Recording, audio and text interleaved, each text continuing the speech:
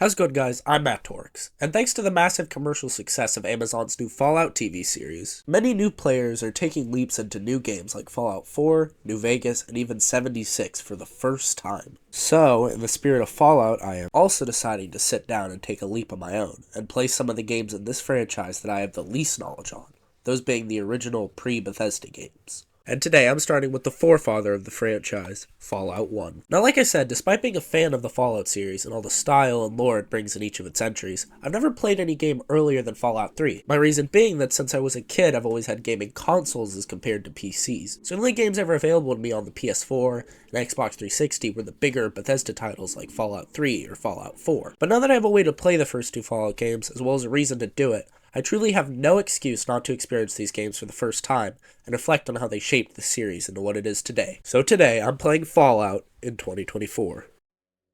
Now, booting up the game, one of the first things that I noticed is how incredibly hard the intro to this game goes. War. War never changes. The Romans waged war to gather slaves and wealth. Spain built an empire from its lust for gold and territory. Hitler shaped a battered Germany into an economic superpower. But war never changed. The Fallout intro consists of a narrator telling us the story of this series over footage of a television. That in the year 2077, global tensions were on the rise over scarce resources, and China and the US had been at war with each other for quite some time, which sent the entire world into nuclear desolation in the matter of a single day. But some lucky people called Vault Dwellers were able to escape into underground bunkers to hide from the blasts. Now, none of this is new to me, or most people who played a Fallout game for that matter. But hearing the lore delivered in such a simple yet impactful monologue really helps to set the tone of this game right off the get-go. The basic overall story of this game is that we, the protagonist, are a resident of Vault 13, a vault located in Southern California in the year 2161. We are told by our overseer that our vault's water purification chip has disappeared, and without it, the citizens of this vault will run out of water and die in just a couple months without it. So he needs us to find a new one by exploring outside the vault gates and traveling east to Vault 15 to see if they can help us in our quest.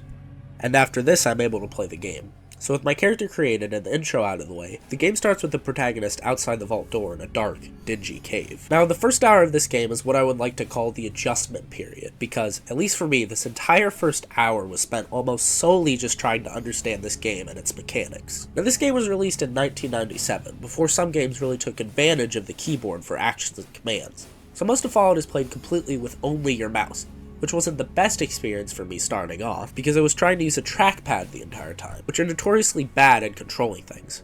But after getting used to the movement, I made my way through the cave and ran into a couple of rats. And this is where I started to see where the strategy of this game comes into play. Unlike more modern Fallouts, the original trilogy are turn-based games, so every turn you have to be trying to make the most efficient moves with only a limited number of resources available. You see, in Fallout you have AP points, and each turn you use these points to perform different actions that help you in battle. Attacking enemies, fleeing, swapping items, and even pulling up your inventory all require AP points to do. But you only have a limited amount available each turn, so it's up to the player to decide the best use for their points. Now, I didn't know any of this at the time, so my gameplay was pretty much just see rat, run up to rat, and punch rat. When I was done fighting these rats, I escaped the cave and was ready to journey the outside world. I was then prompted with a menu in which I was supposed to click on where I wanted to go from there. But, not quite understanding the menu, I clicked in a random direction and started traveling that way.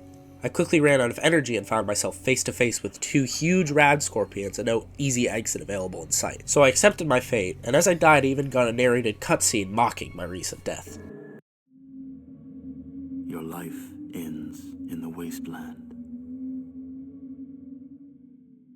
But luckily I had a save right outside Vault 13, so I refought my way through the rats with a slightly better understanding of the mechanics. This time when I exited the cave, I decided to travel to the nearby town of Shady Sands, and after exploring it, and unknowingly talking to the leader of the town, he informed me that a local cave full of rad scorpions had been terrorizing the town and killing the people and animals within it each night. I agreed to help him by wiping out the rad scorpions inside the cave. On my way out, I talked to a second man as well, a guy in a leather jacket and jeans. When I talked to him, he agreed to help me out with no questions whatsoever, and it was at this point, while stumbling through the controls, I figured out how to open my inventory, which to my surprise contained stim packs, a pistol with ammo, and a knife. Up to this point, I'd just been running headfirst into danger and punching anything that had gotten in my way, with varying degrees of success. only now to figure out that this entire time I had been carrying around way more effective weapons in my back pocket. Anyway, after this revelation, me and my newfound companion, Ian, made our way to the Radscorpion cave, and Ian proceeded to solo the entire cave while I just stood there absorbing hits like his meat shield.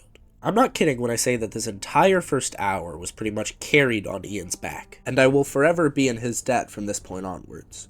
With my pockets full of Radscorpion stingers, we made our way back to the Doctor of Shady Springs, so he could manufacture a cure to the poison that most of the settlers were suffering from. And that is pretty much where Hour 1 had ended for me. I had just started to adapt to the control scheme and gameplay as I immersed myself in this wasteland. I had then decided to continue my travels east to Vault 15 in search of somebody who could help me. I instead ran into some more rats, as well as a couple cabinets to scavenge. But if I wanted to go any deeper into the vault, I was going to need a rope in order to descend the elevator shaft. Now I had absolutely no idea how to get a rope, so I just explored the map, running into some enemies who nearly killed Ian, as well as a small settlement full of some raiders. Unlike Fallout 4 raiders, these guys weren't instantly hostile, so I could actually walk into their camp and talk to a couple of them, including some enslaved people, and this girl who said she was second in command and advisor to the leader. By trying to talk to her further, I died twice before deciding to give up and travel back to Shady Sands to see if anyone could help me get a rope. Instead, I got the leader of the settlement giving me yet another quest to go save his daughter Tandy, who had been kidnapped by some raiders and taken away. Now my simple brain could put two and two together, that the group of raiders that killed me twice and as a posse of captives is most likely the same people who kidnapped Tandy. So I made my way back to the raiders and talked to the leader of the gang. The game then prompted me with multiple ways of getting Tandy back from the group.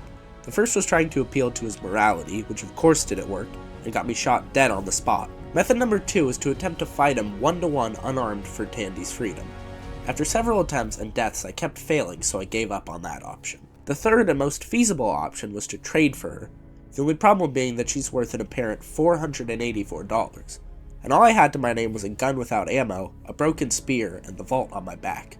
So in order to make some extra cash, I decided to head down south towards the town of Junktown, and that is where I left off. Now my overall takeaway from this game with the time spent so far is surprisingly positive.